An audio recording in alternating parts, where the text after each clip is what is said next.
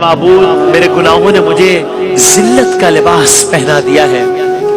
تجھ سے دوری کے باعث بے چارگی نے مجھے ڈھانپ لیا ہے، بڑے بڑے جرائم نے میرے دل کو مردہ بنا دیا ہے، بس میری توبہ سے اس کو زندہ کر دے۔ اے میری امید، اے میری طلب، اے میری چاہت، اے میری آرزو،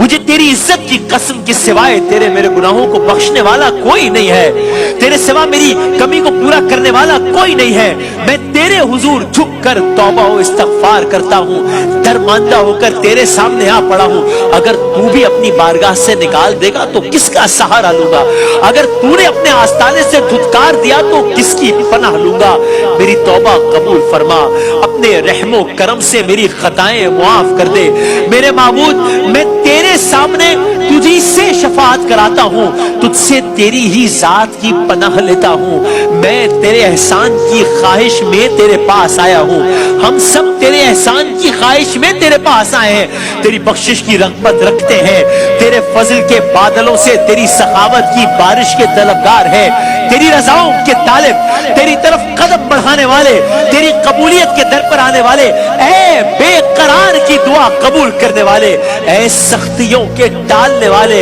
اے احسان در احسان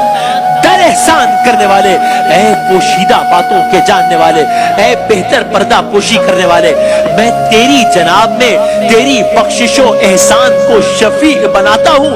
اور تیرے سامنے تیری ذات، تیرے رحم کو وسیلہ قرار دیتا ہوں۔ بس جتنی دعائیں آج اس نشریے میں مانگی گئی ہیں، میرے مالک و میرے معبود، جو لوگ کسی بھی انداز سے اس آج کی نشریات سے جڑے رہے ہیں، سب کی جائز حاجات قبول فرما۔ جو لوگ اس وقت اپنے گھروں میں دسترخوانوں پر حالت افطار میں، حالت روزہ میں، دنیا کے کسی بھی ملک میں کسی بھی انداز سے اس نشریات سے جڑے ہوئے ہیں، سب کی جائز حاجات قبول فرما، سب پر رحم فرما، یا ارحم الراحمین، یا ارحم الراحمین۔